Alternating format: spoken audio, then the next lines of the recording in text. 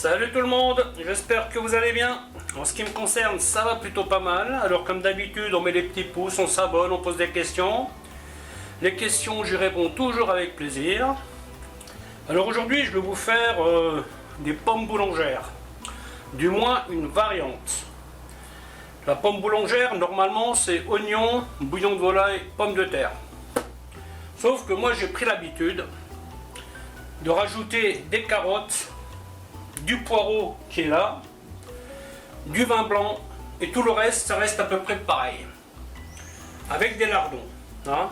Donc, pommes de terre, carottes, un peu d'huile, lardons, oignons, poireau, persil, un clou de girofle, un peu d'herbe de Provence, feuilles de laurier, vin blanc, ail, sel, poivre.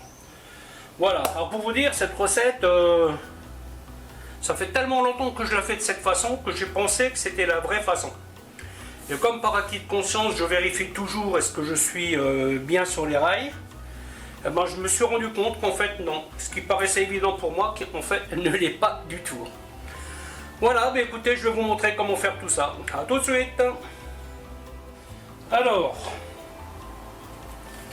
nous allons attaquer la recette.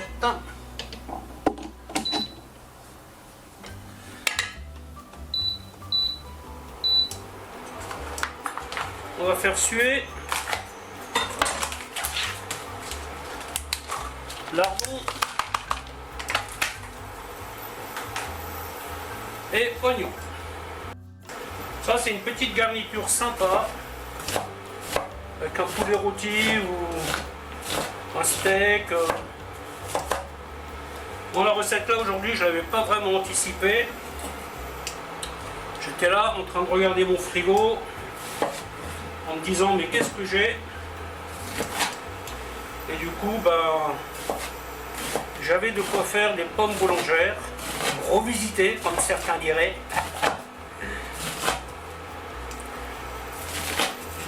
Donc voilà, ça sera pas la vidéo la plus populaire, ça c'est sûr. En général les légumes, les accompagnements, ça marche pas trop, mais ce n'est pas grave.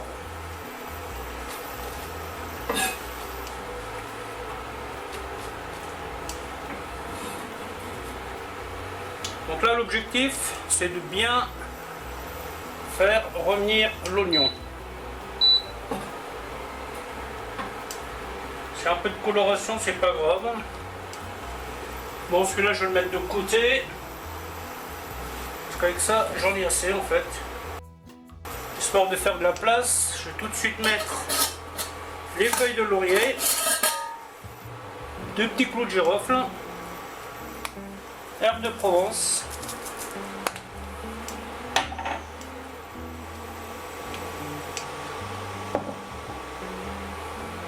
ail.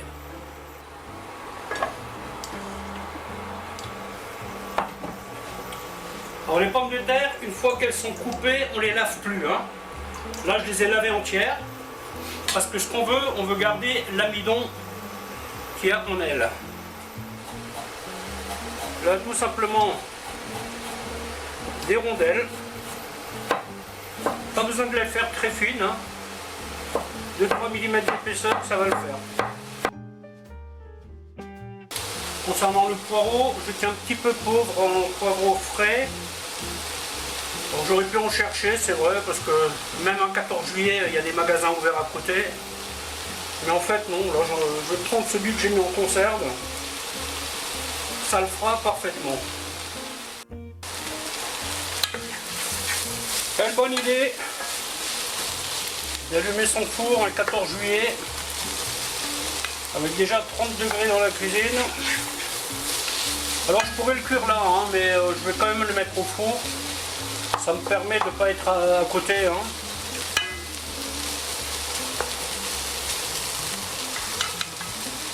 Alors surtout on insiste bien sur l'oignon, comme d'habitude. Hein.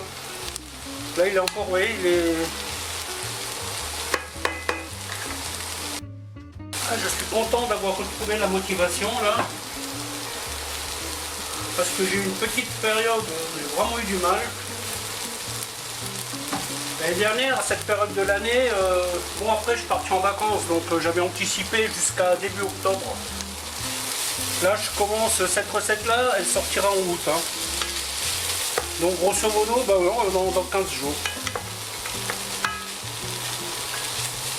J'avais un peu de mal à me décider qu'est-ce que j'allais faire comme recette. Et là j'en ai quelques-unes qui me donnent envie. Notamment celle-ci, hein, même du fait qu'elle n'était pas du tout prévue. Comme j'ai ma soeur qui vient manger à la maison dans pas longtemps en fait.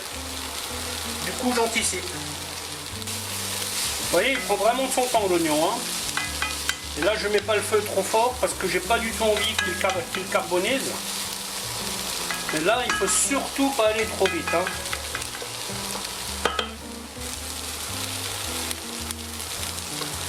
Donc là, une fois que l'oignon il a bien commencé à suer, je rajoute les carottes.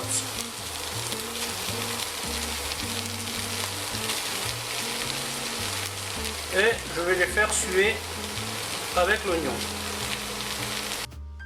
Donc quand vous faites ça, prenez des pommes de terre fermes. Hein. Ça c'est de la Noirmoutier.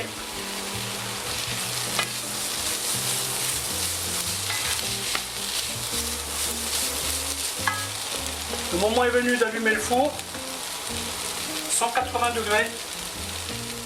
Ici j'ai donc le bouillon de volaille et je vais faire temps pour temps avec le vin. À une époque, cette recette, quand même, bon, une époque quand même assez lointaine, cette recette on n'y mettait que du vin. Et c'était un peu, il fallait vraiment aimer le vin, hein, parce que c'était un peu too much hein, selon moi. Hein. Et du coup j'ai commencé à faire moitié vin, moitié bouillon de volaille. Bien entendu, si vous n'aimez pas le vin, vous n'en mettez pas. Hein. En faisant ça, vous vous rapprocherez de l'original. Pas l'original, ouais on peut dire, c'est la recette académique. C'est le même principe, hein. Vous faites revenir vos oignons avec vos lardons. Ensuite, vous mettez vos pommes de terre dans un plat gratin, que vous voyez, vous faites joliment aligné, une couche de pommes de terre, une couche d'oignon, et ensuite vous versez votre bouillon dessus, à hauteur. Et puis voilà, et vous mettez au four. C'est plus ou moins la même chose que je fais là, sauf que moi je change quelques petits trucs. Ça qui est le côté sympa en cuisine, c'est que vous pouvez toujours adapter les choses comme bon vous semble. Hein. Concernant le sel, faites attention. Les lardons sont salés, le bouillon est salé. Donc allez-y tranquille, hein. On peut toujours en rajouter. En enlever, c'est plus compliqué.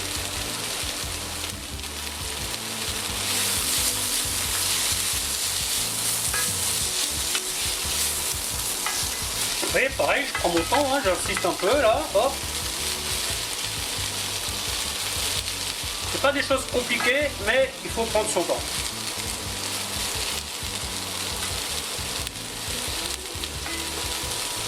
Je pense que n'importe qui peut faire cette recette. Hein.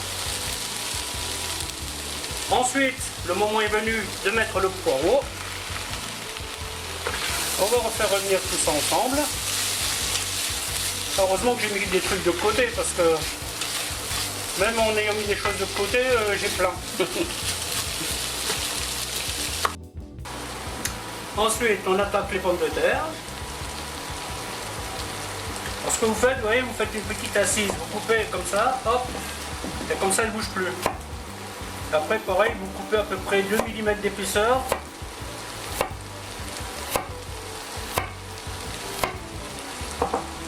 Pareil, oui, hop, une assise, hop. Donc là, il faut bien compter 35 à 40 minutes au four. Hein. À découvert. Parce que ce que nous cherchons, c'est que la pomme de terre absorbe le liquide et aussi que le liquide s'évapore. Alors je vous conseille de couper les pommes de terre au dernier moment, hein, parce que l'idée est de ne pas les retremper dans l'eau.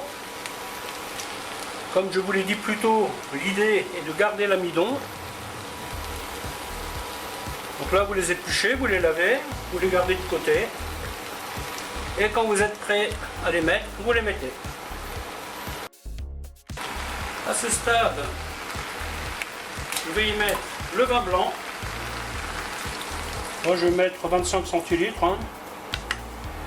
Hop. Pensez pas en faire autant. Ensuite, je vais mettre mon bouillon. On essaye de viser à peu près à hauteur. Hein. Voilà, comme ça. En fait, je crois que je peux mettre le reste. Hein. C'est bon, on est bon. Hop.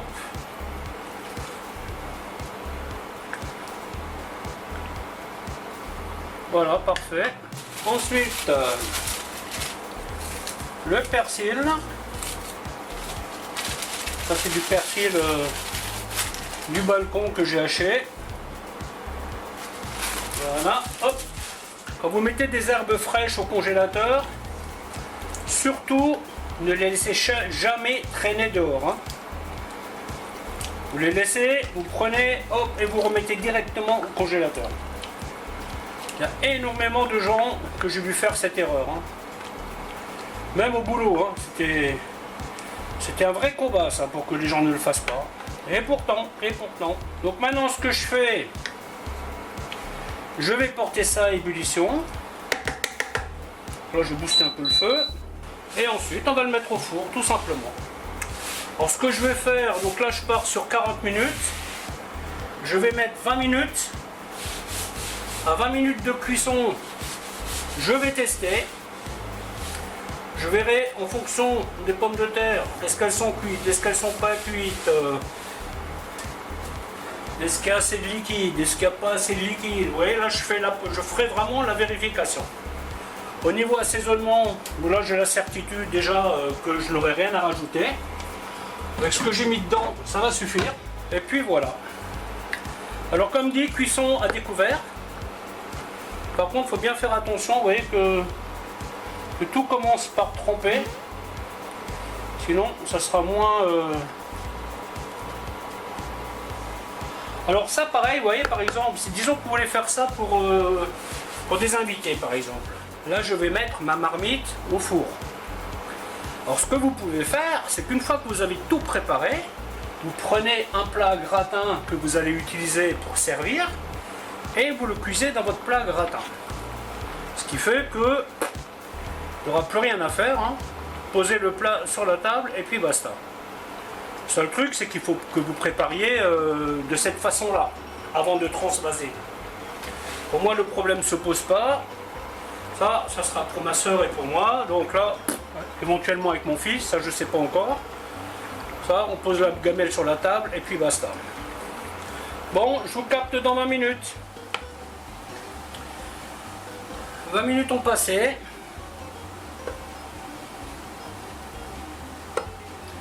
On pique. Bon, ça pourrait... C'est encore un petit peu ferme quand même. Hein. Et ça, j'ai pas du tout envie que ce soit ferme. Bon.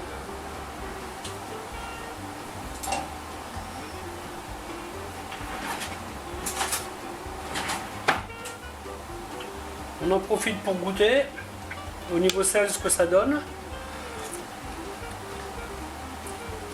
Comme je vous avais dit, c'est nickel. Voilà, je rajoute 15 minutes.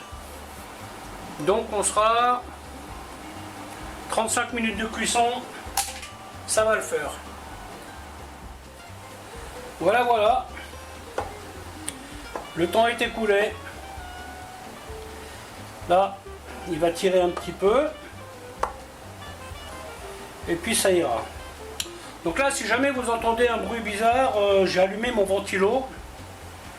Parce que je vous avouerai, quand je fais des recettes, je l'éteins pour éviter du bruit. Et puis là, pour voir si effectivement ça pose un problème, je l'ai allumé. Vu que cette séquence sera courte, ça ne gênera pas grand monde. Voilà, donc à partir de là, vous pouvez le mettre dans un plat gratin. Moi je ne le ferai pas, ça va rester là tranquillement.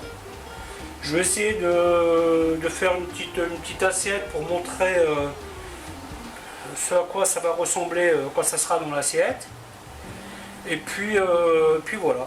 Alors il faut savoir que cette recette là, il y a un truc que je ne vous ai pas encore dit, c'est que vous avez une option. Vous faites exactement la même chose que je vous ai montré là. Vous mettez ça sur une plaque à rôtir et dessus vous pouvez poser une épaule d'agneau par exemple, de préférence désossée. Hein. Si je devais le faire avec de l'agneau, je le ferais désossé. Ou pour faire un truc un petit peu plus familial, vous prenez des cuisses de poulet. Normalement sur la chaîne vous avez déjà une recette de ce style avec des cuisses de poulet il me semble. Ça je crois que oui en fait, là je suis plus très sûr, j'ai tellement de vidéos sur ma chaîne que je sais plus ce que j'ai déjà fait. Et là l'avantage de cette technique, c'est que la viande en cuisant, elle va rendre du jus et ce jus va rentrer dans la pomme de terre. Ce qui fait que vous avez vraiment un plat qui est complet. Avec l'agneau, moi j'aime bien, hein, mais voilà, j'ai fait juste la garniture. Donc pensez que c'est une option que vous avez. Hein. Cuisse de poulet, bon poulet entier je risquerai pas, parce qu'avec les os, tout ça, c'est pas génial. Mais vraiment, les cuisses de poulet, je pense que ça va le faire très bien. Voilà, écoutez, la vidéo va s'arrêter là, en espérant qu'elle vous aura plu, et je vous dis à bientôt pour une autre recette. Bye bye.